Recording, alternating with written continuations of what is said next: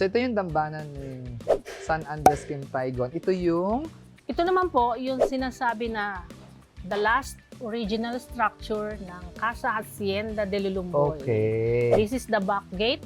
Long time ago. Talaga? Bukas po ito at ito po ay nag-uugnay sa ilog ng Bukawi kung saan ang ilog naman po ng Bukawi ay Sa kabilang nag-uugnay papuntang Malabon na Botas, Manila Bay Yeah. na Kaya po. may ilog doon. May tubig doon. Pero So, nung hindi panahon natagos po to na yun, dito. May ano na, Opo, lupa na. ito may kabahayan na po kaya ito ay Oo.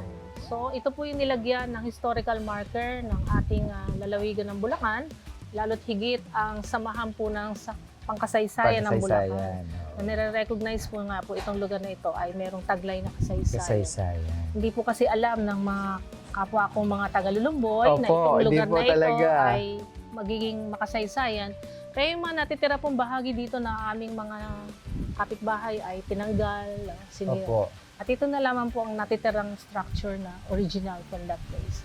Original structure ng Casa Hacienda de Lulumboy. So sabi nga po, maaaring yung panahon na yon sapagkat ito po ay isa sa mga gate sa likod na Yeah. nag-uugnay sa ilog, maaaring dito rin Nag-exit. pumapasok. Pumapasok, no? Pumapasok at lumalabas. Lumalabas sa mga taong nandito, yung mga Kastila, dahil ang pangunahing transportation natin noon ay bangka. Totoo, mga bangka. So, dyan din siguro pumasok si St. Andrew. Dito.